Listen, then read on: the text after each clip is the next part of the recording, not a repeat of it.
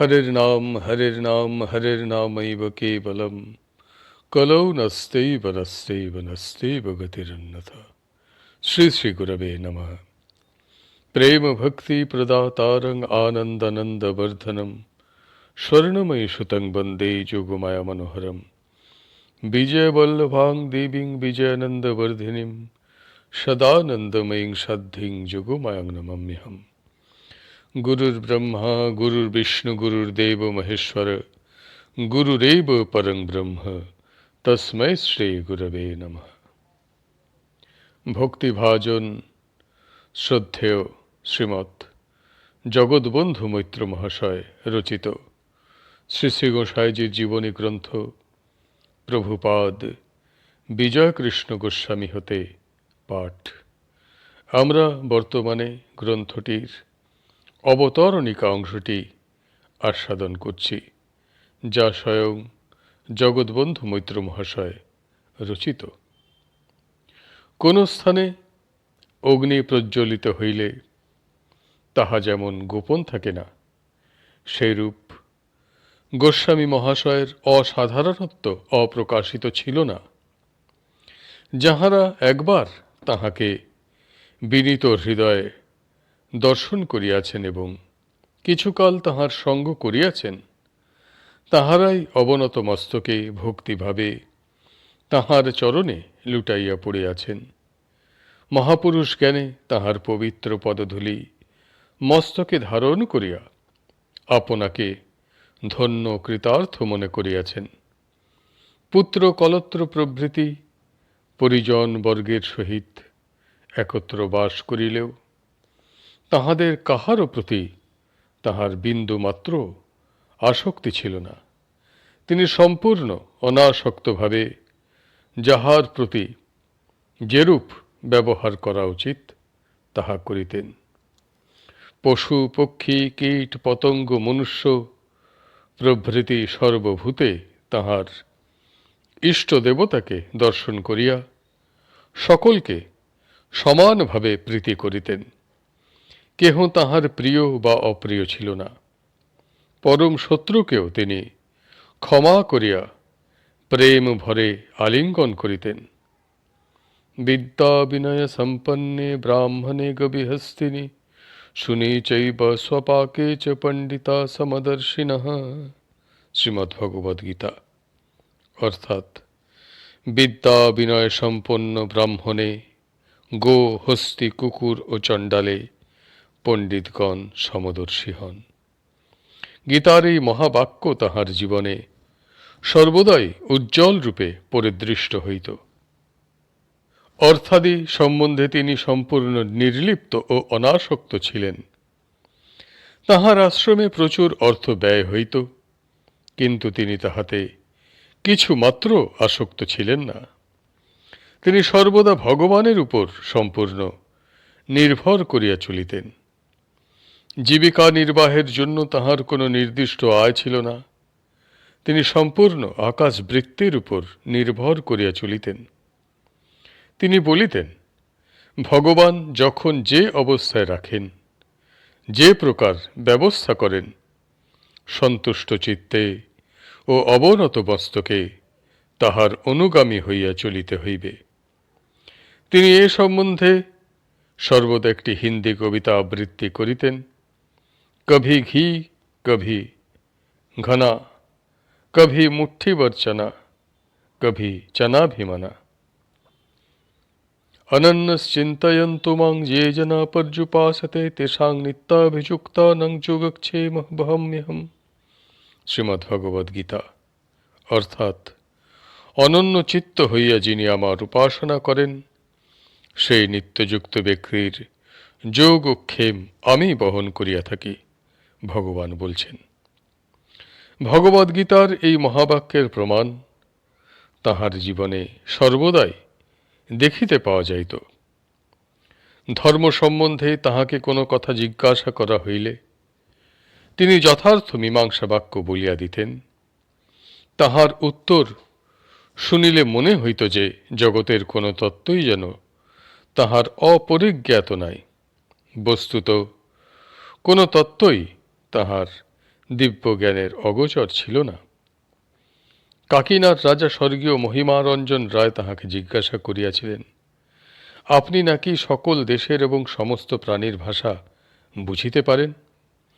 তাহাতে গোস্বামীপাদ বলিয়াছিলেন, হাঁ পারি। ভগবান সর্বজ্ঞ পূর্ণ পুরুষ। সেই সর্বজ্ঞ পুরুষের পূর্ণ জ্ঞানের সহিত যাহার জ্ঞান সংযুক্ত হয়, তিনি সমস্তই বুঝিতে ও জানিতে পারেন। তাহার সর্বজ্ঞতা লাভ হয়। কোনো বিষয় বা তত্ত্ব জানিতে বা বুঝিতে তাহার বাকি থাকে না। আমি ভগবানকে প্রত্যক্ষ করি, তিনি আমার সহিত কথা বলেন, আমোদ প্রমোদ হাস্য পরিহাস ক্রীড়া কৌতুক করেন, একসঙ্গে পান ভোজন করেন। এ কথা কেবল গোস্বামীপাদকেই বলিতে শুনিয়াছি।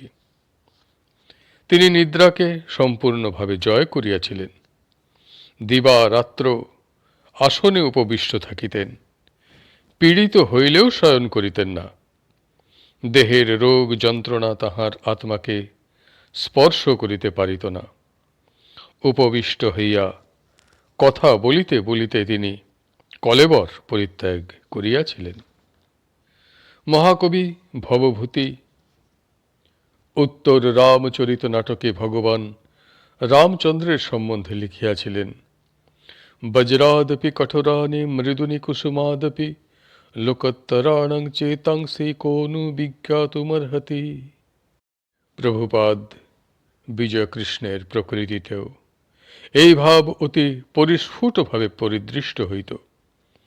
তিনি কখনো বজ্র অপেক্ষা কঠিন এবং কখনো কুসুমোপম কোমল ছিলেন। কখনো বালকের ন্যায় হাস্য পরিহাস আমোদ প্রমোদ মিষ্টালাপ করিতেন, কখনো এমন গম্ভীর ভাব ধারণ করিতেন যে তাহার নিকটে যাইতে ভয় হইত। কাহাকেও শাসন করিবার সময় তিনি বাস্তবিকই বজ্রাদপি কঠোর হইতেন। শাস্তিদানের পর আবার তাহার প্রতি এমন কোমল ও স্নেহপূর্ণ ব্যবহার করিতেন যে তাহা সাধারণ মানুষের পক্ষে একেবারেই অসম্ভব। শিষ্যগণের মধ্যে কেহ কোনো দোষ করিলে তিনি তাহাকে শাসনরূপ তীব্র আগুনে পোড়াইয়া খাঁটি করিয়া লইয়া পরে বাৎসল্যের সুস্নিগ্ধ সলিলে ডুবাইয়া শীতল করিয়া দিতেন। তিনি সর্বভূত কৃপালু ছিলেন। জীবের প্রতি তাহার সমবেদনা ও সহানুভূতি অসীম ও বিশ্বজনীন ছিল। জীব জগতের কোনো একটি প্রাণীর ক্লেশ উপস্থিত হইলে তাহা তাহার ভিতরে সংক্রামিত হইয়া যন্ত্রণাপ্রাপ্ত প্রাণীর ন্যায় তাহাকে ক্লিষ্ট করিত।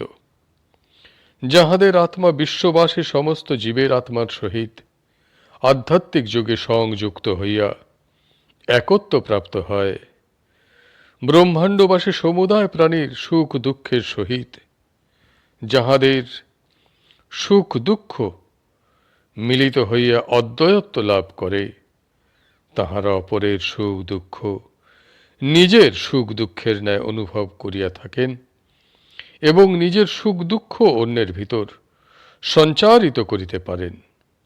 এইরূপে বিশ্ববাসী প্রাণীবৃন্দের সুখ দুঃখের সহিত নিত্যযুক্ত জীবনমুক্ত মহাপুরুষদিগের সুখ দুঃখের আদান প্রদান হইয়া থাকে।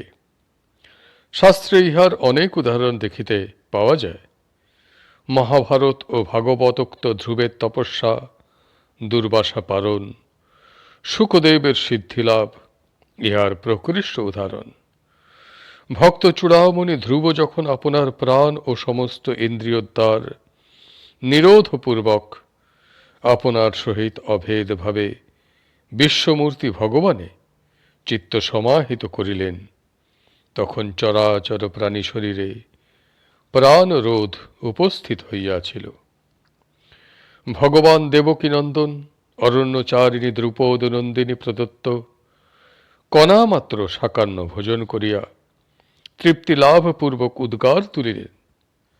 তাহার সেই ভোজনজনিত তৃপ্তি সশিষ্য দুর্বাসা ঋষির ভিতরে সংক্রামিত হইয়া তাহাদিগকে তৃপ্তি প্রদান করিয়াছিল। যোগীবর শুকদেব যখন সিদ্ধিলাভ করেন, তখন তিনি পিতার সান্ত্বনার জন্য বিশ্ববাসী প্রাণীপুঞ্জের আত্মার সহিত তাহার নিজের আত্মাকে আধ্যাত্মিক যোগে যুক্ত করিয়াছিলেন। ভগবান বেদব্যাস পুত্র শোকে কাতর হইয়া যখন শুকদেবকে সম্বোধন করিতে লাগিলেন, তখন সমস্ত পদার্থ তাহাকে উত্তর প্রদান করিয়াছিল। ইজং প্রব্রজন্ত মনুপেতমপেত কৃত্যং দৈপায়ন বিরহ কাতর আজুহাব পুত্রেতি তন্ময়তা তরোবর্হিভিনেদু স্ত্বং সর্বভূত হৃদয়ং মুনিমানতো অস্মি। ভাগবত প্রথম স্কন্দ দ্বিতীয় অধ্যায় দ্বিতীয় শ্লোক। অনন্য সঙ্গী সর্বকর্মত্যাগী পুত্র শুকদেব সন্ন্যাস গ্রহণ পূর্বক প্রস্থান করিলে কৃষ্ণ দ্বৈপায়ন তাহার বিরহে কাতর হইয়া হে পুত্র বলিয়া আহ্বান করিয়াছিলেন। তাহার আহ্বান শ্রবণ করিয়া শুকদেবের সহিত তন্ময়তা প্রাপ্ত বৃক্ষ সকল তাহাকে প্রত্যুত্তর প্রদান করিয়াছিলেন। আমি সেই সর্বভূত হৃদয়মুনি শুকদেবকে নমস্কার করি। মহর্ষি বেদব্যাস পুত্রের ঊর্ধ্ব প্রয়াণ বার্তা সবিশেষ অবগত হইয়া হা বৎস বলিয়া উচ্চৈঃস্বরে চিৎকার করত ত্রিলোক অনুনাদিত করিলেন। তখন ব্রহ্মভ্রাব প্রাপ্ত ধর্মাত্মা শুকদেব সর্বগামী হওয়ায় পার্বত্যাদি সকল পদার্থ হইতে ভো এই একাক্ষর শব্দ সমুচ্চারিত হইল। শান্তি পর্ব ৩৩৪তম অধ্যায়। গোস্বামী মহাশয়ের মধ্যেও এই ভাব অতি পরিস্ফুটভাবে পরিদৃষ্ট হইত। তাহার আশ্রমে কেহ কাহাকেও প্রহার করিলে তাহার শরীরে ব্যথা লাগিত, এ কথা তিনি অনেকবার বলিয়াছেন। এমনকি আশ্রমের প্রাচীর গাত্রে পেরেক বিদ্ধ করিলেও তিনি বলিতেন, তোমরা আর প্রাচীরে পেরেক পুঁতিও না, প্রাচীরে পেরেক বিদ্ধ করিলে আমার শরীরে ব্যথা লাগে। অপরে শীতে কষ্ট পাইলে তিনি শীতার্ত ব্যক্তির ন্যায় ক্লেশ অনুভব করিতেন।